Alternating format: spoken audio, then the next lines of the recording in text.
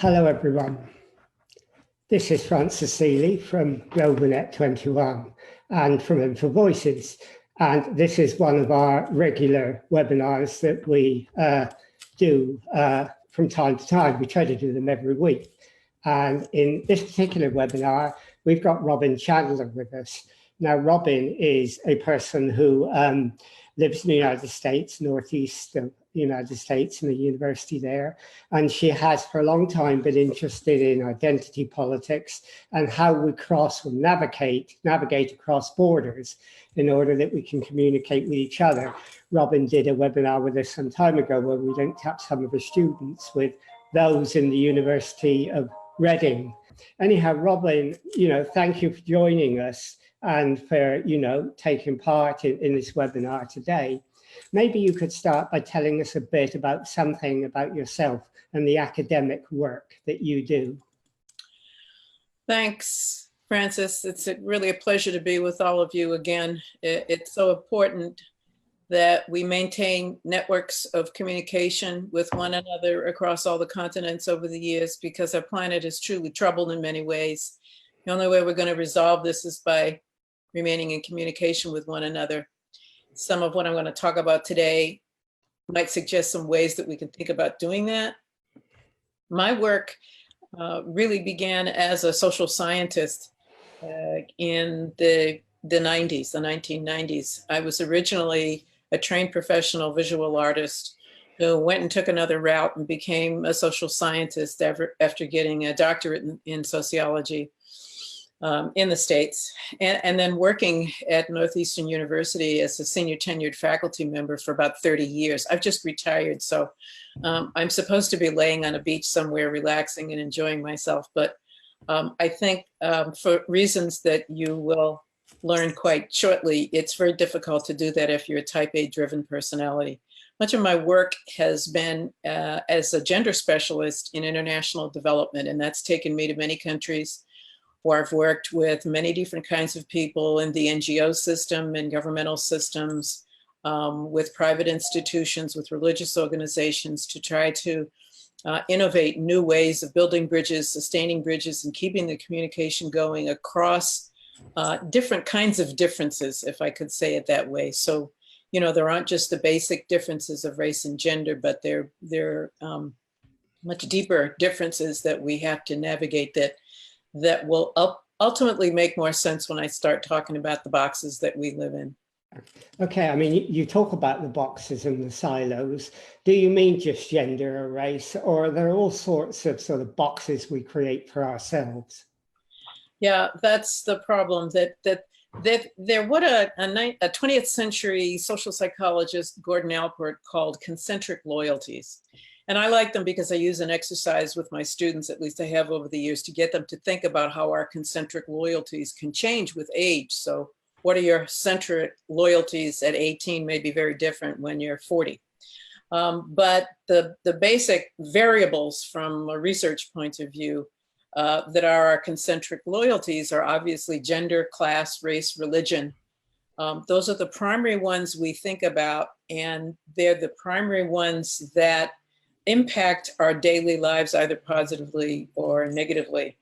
The fact that we've lost sight of the way in which some of these variables can impact our lives has to do with histories of imperialism and histories of racial supremacy, pathologies of patriarchy, all of which are thousands of years old. And I think what I would most like us to think about today is something that I call spiritual capital. What are our internal assets that we can use to help break out of these boxes that we're stuck in, that continue to demand certain things from us, that are part of the internal propaganda that we keep going on in our own lives, in our families, in our workplaces, all of these places. Okay, well, we'll talk about the spiritual capital, or the concept of nobility, in a minute. But let's look at the positive side of those silos.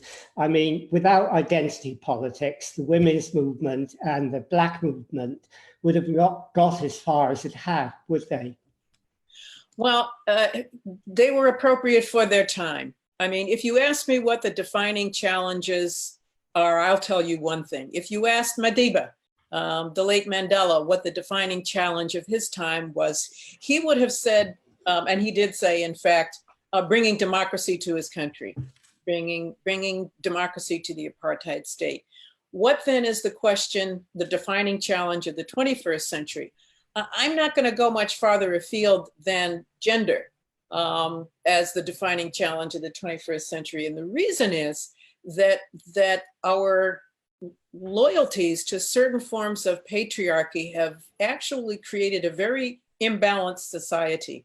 The disequilibrium that we experience in all parts of the world has to do with the fact that half of the planet's population is given roles, rights, responsibilities, and relationships in a preferential way, and the other half are denied those. And you can't expect us to be in a situation where climate change is overwhelming all of us and impacting all of us on a daily basis and not ask yourself, what are the gender implications of this? Have we asked rural women who are, I don't know, 70 to 80% of the world's population, what their input is on how to solve and address issues of climate change? So we don't often ask those groups that have been marginalized and excluded. And in the case of race and gender, most of the people on the planet who look like me are the people who've been marginalized and excluded. We need to get those people back to the table. Well, the problem is with those groups that are marginalized, they are trying to get back on the table. And they're doing that sometimes through a form of national populism. Someone said once that wherever there's identity politics, there's always populism, because it's a sort of negative consequence of identity politics. Those who are marginalized try to find a way of getting in on the scene, and they use the populist way of doing it. Is that a problem we have to face? Yeah, for sure. I mean, there's no question about it. We also have to look at sources. And when I mentioned imperialism earlier, I didn't throw that out just as a sort of, academic political term. Imperialism basically created segregated societies that were based on race and class. And that's where the source of the problem really lies. And unfortunately, it happened on every continent. This idea that the personhood of individuals was only meant for white men. And so we are having to go back and redress all of those original imbalances in my country, in your country, in many other countries in the world. And that's where part of the solution lies, because there's so much ignorance about our history and so much ignorance about how to redeem our history. One of my favorite quotes was written by Confucius centuries ago, and it goes, "Ignorance is the night of the mind, a night without moon or stars." And one of the reasons I love that quote is because it lets us know that there can't be anything more important to our objective of social justice and world peace than knowledge. What we know about one another, what we think we know about one another, our stereotypes about one another, how we communicate across partisan boundaries, across race, across gender. It's so important. My second favorite quote is by an American science fiction writer who passed away a few years ago named Sherry Tepper. And she was fond of saying, "Nothing limits intelligence more than ignorance. Nothing fosters ignorance more than one's own opinions. Nothing strengthens opinions more than refusing to look at reality."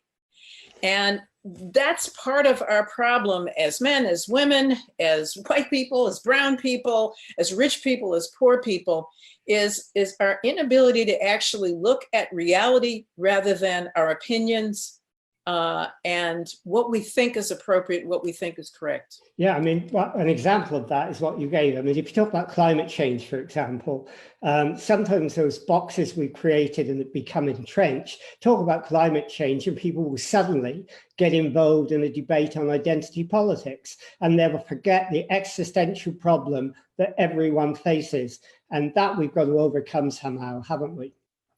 Absolutely, absolutely. And that's why I call it, spiritual capital. I know nobody wants to use that word, especially in academia. It's unfashionable because it has this hint of religious, except it addresses itself to the Yasso model that I've talked with you about at another time, and I'll talk about that a little bit more.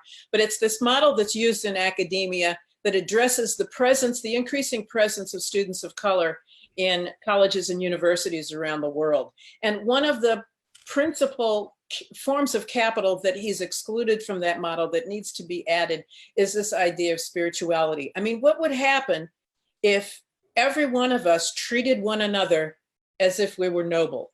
Not the kind of noble associated with the old school idea of aristocracy and social status, but the idea that one has born into this world a sense of inherent nobility. I mean, I know that sounds idealistic, but frankly, that's where we're at because people aren't treated that way. And so it's I think, absolutely instrumental to our pursuit of social justice that we look at the spiritual assets that everybody brings to the table. You know, it reminds me of another quote that is found in Obama's book, Dreams from My Father. And in reflecting back on the civil rights movement, he says, communities had to be created, fought for, and tended like gardens. They expanded or contracted with the dreams of men. Through organizing, through shared sacrifice, membership had to be earned. And so in this quote of his, he's talking about if you want to be a part of a social justice movement, you really have to be prepared to make sacrifices. You have to be prepared to defer to group consultation. You have to be prepared to help to keep the dream alive in its pristine form. And the kinds of sacrifices that you and I both have to make are going to make that dream possible. I'm pretty sure that's what he was trying to say. Okay, so when you talk about nobility, you're talking about spiritual capital, aren't you? You're talking about something that's wider than just self-worth.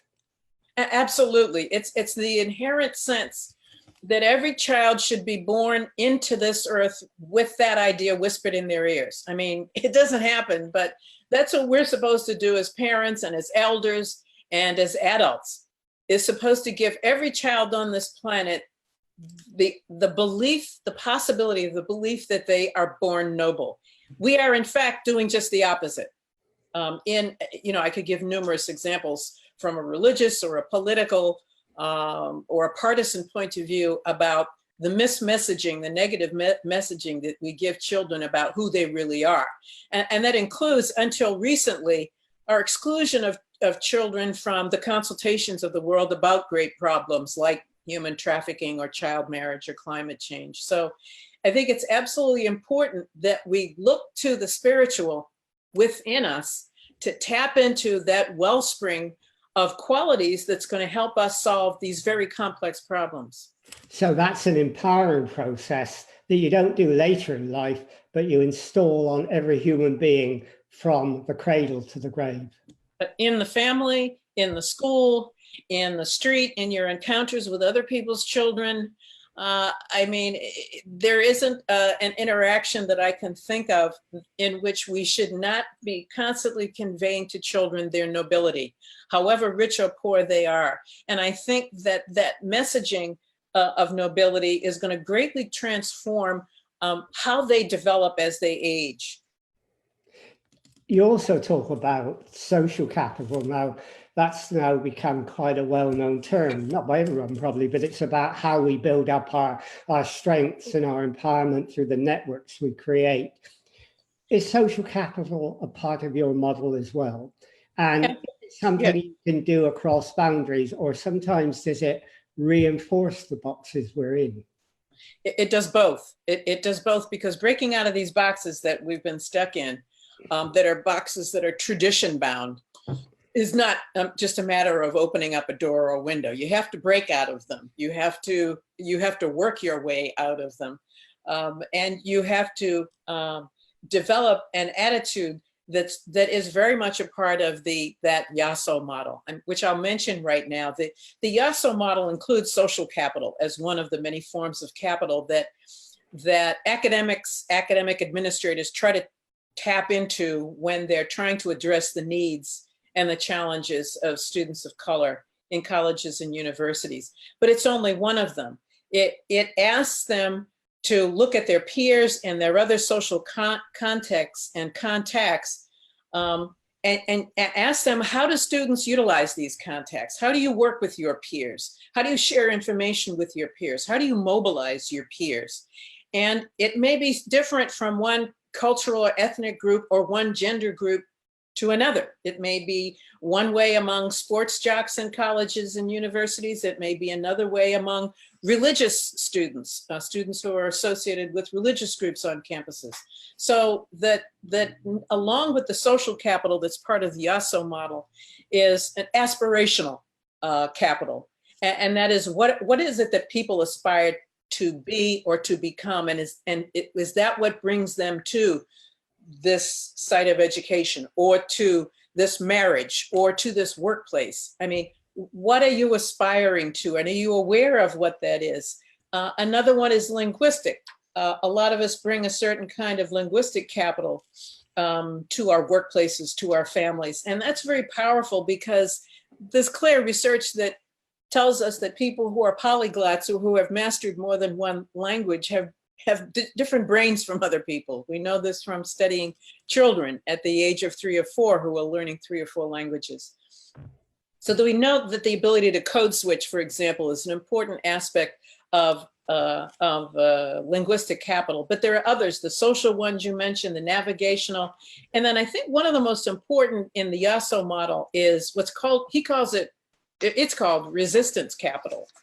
And it's called resistance capital because it means the sometimes thousands of years of experiences working for social justice against a very unjust system that students of color bring to the campus, that people bring to the workplace, that you bring to your social worlds. And these years and years are built up in families over generations. You may have 3 or 4 living generations of people in your family who have rather a high level of resistance capital because they've got an enormous body of knowledge about how to fight the system, how to build alliances and coalitions across culture, across race, across gender. And this resistance capital is, I think, the dreamiest part in a way of the Yasso model, because it's focused on social justice and it's focused on sharing the knowledge, that the things that we've learned about what works and what doesn't work with other people. In what you've just said now, you mentioned the word navigation, and you have talked about in the past, I know, navigational capital. Now, is that an essential skill to get people to navigate outside of their boxes and to link with other people and to get an understanding of other people's perceptions of the world? And how do you develop navigational capital? It sounds a lovely word, but it's not easy to do, is it? Right. I'm gonna use Mandela as my fallback again, because there's this famous quote that he made when an Afrikaans guard first confronts him on Robin Island in prison, and the guy is about to have a physical encounter with him. And Mandela says to him, "If you lay a hand on me, I will take you to the highest court in the land. And when I am done with you, he will be as poor as a church mouse." I mean, he took the moment to control his emotions, to master his emotions, to master the moment, to understand that the only way he was going to be able to maximize a successful outcome in that exchange was to not go violent, was to not go reactionary, was to make it very clear that as an attorney and a lawyer, he was very well aware of what the impact of prison violence might be if anybody at all engaged in encounter with him.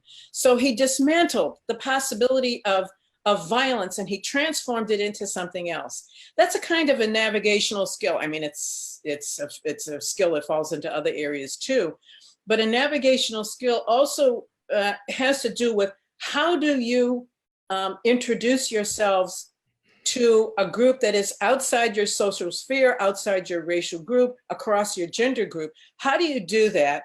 And what reasons are you doing it for? And what do you bring to the table that can be shared with that group to help them do the things that they want to do?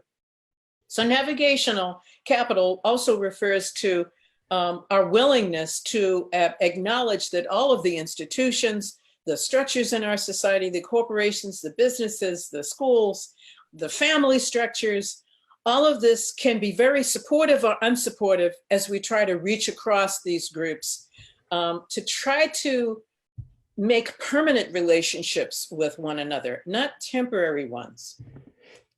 Okay, so I mean, is this possible to do? I mean, can you do it yourself? Is it a personal journey, or does it demand a transformation of society? It's the old question. I mean, do we change ourselves to change society, or do we change society to change ourselves? Yeah, I mean, to me, it's not a chicken and egg thing because, you know, society's not going to change unless we do. And the big goal here is to make this a better world. Am I not right? So if I'm wrong about that, tell me. But I think most of us want a better world, and we want to try to make it a better world for more people, not just for a few people. And so the disequilibrium that I referred to earlier is the state that we're in now. And what spiritual capital and all of these other forms of capital help to do is to take that fulcrum and use that center to rebalance society. You know, there has to be something that can allow us to reach through across cultures and races and income levels and educational levels. And in my experience, whether it's, you know, in a research institution in the sort of protected first world, or if I'm out working in the field in low-income countries that are struggling around some very powerful issues, it has to happen at the personal level. I'll give you an example of a very silly way in which I've challenged myself. You know, in low-income countries, if you're out in the field a lot, you become familiar with the term called bucket showers. And bucket showers exist because not everybody can just reach up and turn on the tap, you know. There is, if you're lucky, a big vat of water in what might be a part of your home or outside your home that you use to bathe every day. And you have to make that water last for a week or for 2 weeks or however long is the deadline for your water shortages, at whatever level your drought is at. One of the things that we can do in the first world, because we do have these spigots we can just turn on, is have a pretend bucket shower, which means turn the water on for maybe 10 seconds, turn the spigot off, soap up, turn the spigot back off, and turn the spigot back off and rinse off. We call it jokingly the first world version of the bucket shower. It's a very small thing, but it changes how you think about water. Okay, but you know, I mean, that's a good analogy that you can use, but if someone wanted to know how you get from where we are now to where we want to be, someone's asked that question, how do we do it? I mean, how do you give it an example that's not a bucket shower one, but it's one that they could understand in their own lives? Well, I mean, you know, if people, there are already people in Flint, Michigan to Chennai, India, who are dealing with water shortages. We've already got the no DAPL movement here in the States, which is trying to prevent the pipeline from coming in and polluting the water in the Dakotas. So, I mean, I think that people have real life confrontation with the danger that water is about to be challenged. Water is about to be, water shortages are about to be created. If we don't make clean water available to more different kinds of people in more places, so that the experience of having clean water is available to more citizens of more countries who will then begin to demand it of their leaders. Yeah, but I understand that. I think everyone will understand that. But if you're living in our country, your country where there's not water shortages, and you want to make the changes so people can see across boxes, how do you do it? I mean, for example, you talk about, and I'm not sure how you pronounce it, but is it ikigai, which is you know, trying to see what makes you wake up in the morning with a smile on your face and develop it from there. I mean, can you give some help to people who don't have water shortages, but they want to see outside their boxes? How do they do it? I mean, I think the Ikigai philosophy is very helpful. It's a Japanese philosophy that ran between I think the 8th and the 12th centuries in Japan. And it's based on thinking about what you love, what you're good at, what you can be paid for, and what the world needs. And it's a way of thinking about how to be a new person on this planet by looking at what then becomes your passion, what becomes your mission, what becomes your profession, and what becomes your vocation. And it's asking people to think about having their needs satisfied in a different kind of way. So that it's back to this idea of what kind of capital do you bring to the table? What kind of wealth have you created for yourself that's not totally materialistic? what kind of wealth can you share with other people that's not totally materialistic to help them in their pursuit of either social justice or equal rights?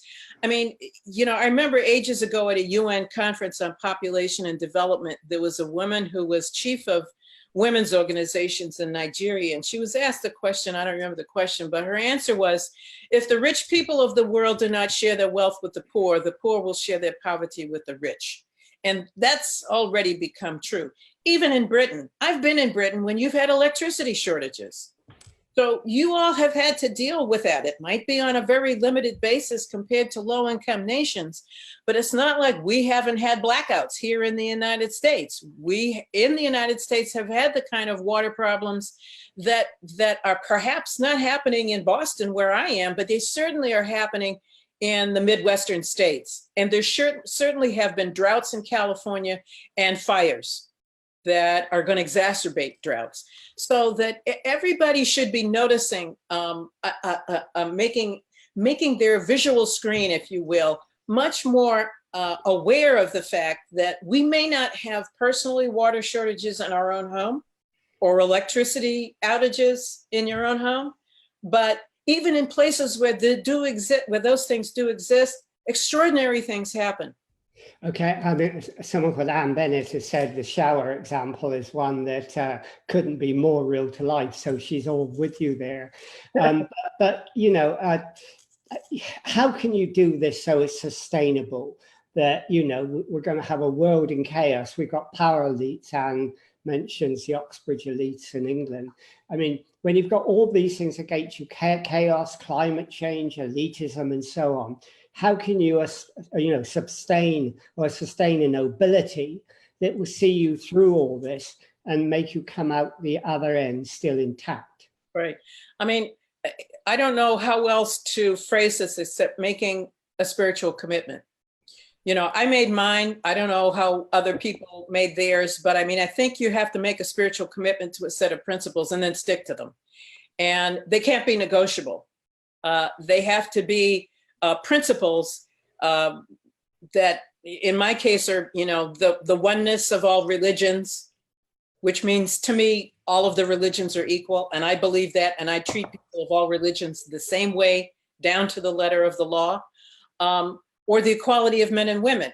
And these are the principles of this age that we have to embrace if we're going to expect levels of social justice to increase for other people. And they cannot only exist within a certain part of the world.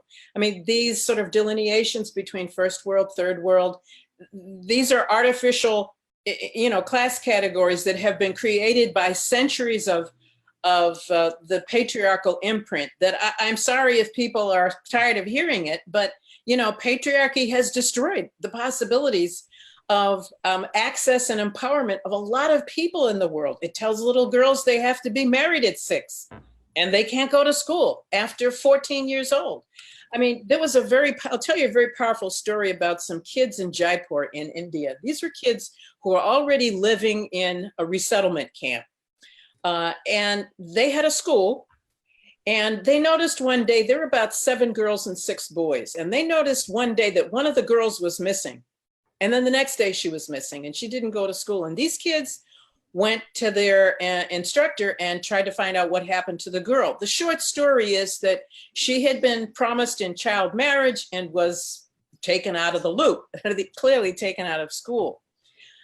These children became relentless pursuers of the oneness of humanity and the equality of men and women by using the social justice principle of creating justice in their own lives. They went to their head of the school. They went to all of their parents. They went to the parents of the girl who was absent.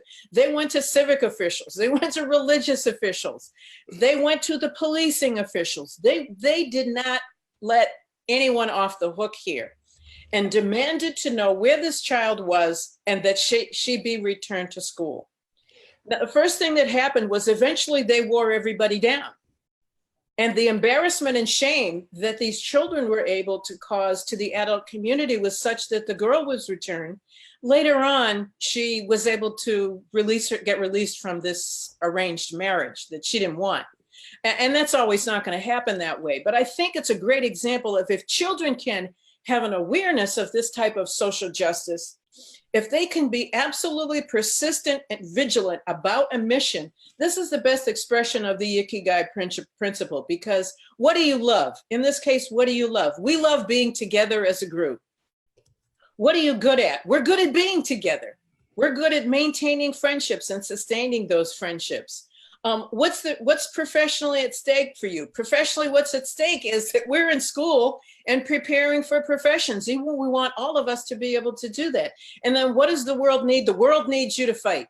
It's back to the Obama quote about, yeah, you may have community, you may want community, but are you willing to fight for it? Are you willing to sustain it?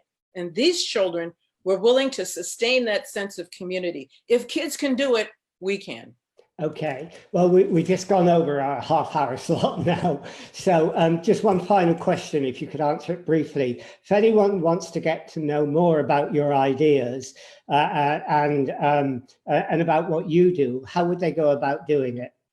Well, firstly, they can go to LinkedIn. For the moment, my website is under construction, but they can always access me on LinkedIn. And I usually do a blog a week. I've done one recently that was based on a Cree Indian philosophy called Call on God, but Row Away from the Rocks. And I've talked about some issues in that. My book, Women, War, and Violence, Personal Perspectives and Global Activism, was published several years ago, and it's about encounters with gender-based violence around the world. It's an edited anthology that includes my work on post-war Liberia. And you know, I can always be reached through social media for the moment. Once my site is up, I can pass the completed website up to you, but I'd be happy to talk to anybody about these issues. Okay, so anyone who wants to look on LinkedIn, it's Robin M. Chandler. And Robin, if you could send me a link to your book, we'll put that up as well. And, you know, go there and have a look at those ideas.